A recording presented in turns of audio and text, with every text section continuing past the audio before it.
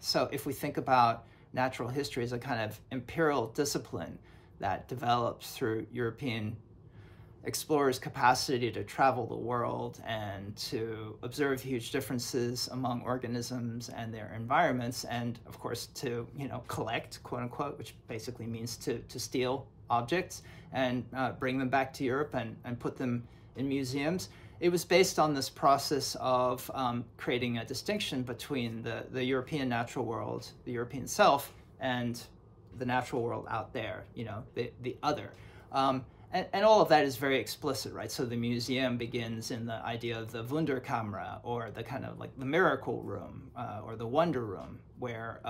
all these exotic objects that are stolen from different parts of the world get kind of placed as exotic specimens of other cultures. So I think it's important to see that process of collecting and classifying the world is integral to colonialism and also is the kind of foundation of natural history. And in addition, though, I would also say, and this comes up in the essay that I did on Red Natural History, I think it's important to see that there are contestations to the dominant traditions of natural history that I was outlining earlier, right? So, if Darwin, for instance, famously argued that evolution happens through a process of natural selection, in other words, competition, for Darwin, that natural selection process happened through competition, not just between species, but between individuals in a species, right? So he essentially took the sort of 19th century English capitalist world that he inhabited and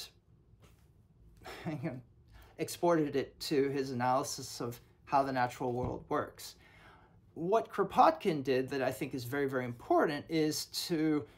draw on his observations of natural ecosystems and species, and to argue that, in fact, when one looks at the natural world, one sees exactly the opposite of what Darwin said. Okay, there is competition between some species, but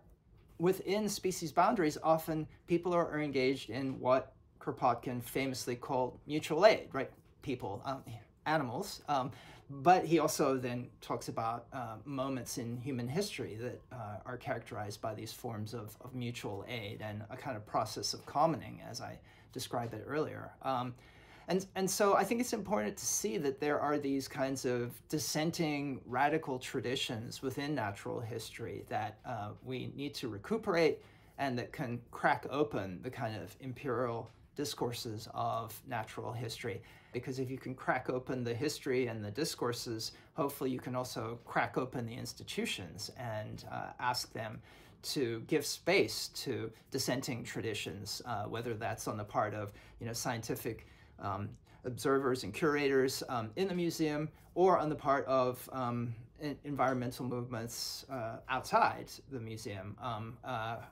who have their own kinds of autonomous traditions that can bring a kind of critical light and an alternative perspective to circulate within the precincts of natural history. And that's where I think I'd like to kind of close by saying that I think that we need to have movements that cultivate dual power, that cultivate an autonomous stance to these institutions like natural history museums and the discipline of natural history more broadly, that are so much a product of kind of capitalist colonial history. We need autonomous perspectives to keep evolving, keep changing, keep bringing criticism to bear. So we need an outside, we need dual power, but we also need to be trying to crack open these dominant institutions and transform them and mobilize them to be part of the struggle.